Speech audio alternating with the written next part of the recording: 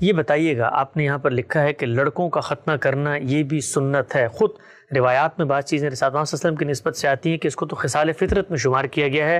تو یہ بات کہ جی ختنہ کرنا خصال فطرت ہے، اگر خصال فطرت ہے تو جو اصول آپ نے بیان کیے ہیں کہ اس کو انیشیٹ نہیں ہونا چاہیے فطرت میں بلکہ سنت میں جاری ہونا چاہیے، تو ختنہ سنت کیسے بنتا ہے؟ نہیں، یہ بتایا گیا ہے کہ یہ فطرت کا ظہور ہے، سارا دین فطرت کا ظہور ہے. پورے دین کے بارے میں اللہ تعالیٰ نے قرآن مجید میں یہ بتایا ہے کہ فطرت اللہ التی فطر الناس علیہا ذالک الدین القیم، یعنی اللہ تعالیٰ کا جو دین ہے یہ سب کا سب فطرت پر مبنی ہے. میں نے اس کا فرق واضح کیا کہ جس طرح وہ فطرت میں ہے، جیسے مشرق مغرب میں تمام انسان اس کو سمجھ لیں گے. صفائی کا لفظ جب آپ بولیں گے تو اب صفائی کے اوضاع کیا ہوں گے، کیسے کرنی ہے، اس میں اختلاف ہوگا، لیکن صفائی ہر جگہ ہونی چاہیے. تو یہ بات فطرت ہوگی، یہ فطرت کا سادہ اظہار ہے. اس کو بیان ہی بیان کیا جائے گا تو ہم کہیں گے فطرت بیان ہو گئی ہے. لیکن جب کوئی تحدید، کوئی تخصیص عائد کر دیں گے، کسی چیز کو اٹھا کر متعین کر دیں گے تو اب یہ دین کا حکم بن گیا. اس صورت میں اس کو اب شریعت کہا جائے گا. یہاں پر بھی بالکل اسی طرح ہوا ہے. صفائی ہونی چاہیے. اس کے لیے کوئی شخص یہ کہہ سکتا تھا کہ ہم بہت زیادہ غسل کا اہتمام کر لیں گے، ہم جس جگہ کے بارے میں کہا جا رہا ہے اس کو بار بار دھو لیں گے. صفائی کی تو 10 صورتیں ہو سکتی ہیں، لیکن ایک صورت متعین کر دی گئی اور وہ یہ کہ نہیں، کھال کا ایک حصہ ہی اتار دیا جائے گا، یہ ختنہ ہے. اس کی طرف تو فطرت خود بخود رہنمائی نہیں کر سکتی تھی.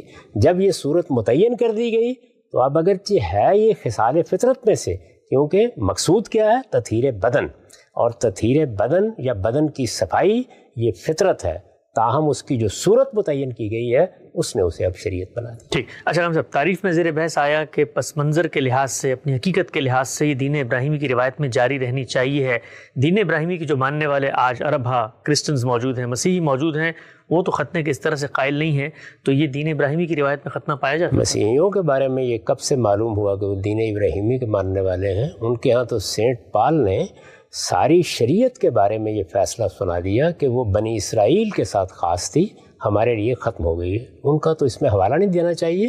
حوالہ دینا تو یہود کا دیں جو شریعت کو اسی طرح اختیار کیے ہوئے ہیں، ان کے ختنے کا اہتمام ہوتا ہے. ٹھیک، آگے بڑھاتے ہیں. یہ بتائیے گا جی ہم صاحب، آپ نے کہا لڑکوں کا ختنہ ہونا چاہیے، حکم اجماع تواتر سے ثابت ہوا ہے، تو اس کی جو حدود بندی ہے، اس کی جو شریعت ہے، اس پہ بھی اختلاف نہیں ہونا چاہیے. ہم یہ دیکھتے ہیں خود مسلمان ممالک میں، بعض افریقہ کے ممالک میں خواتین بچیوں کا بھی ختنہ کیا جاتا ہے.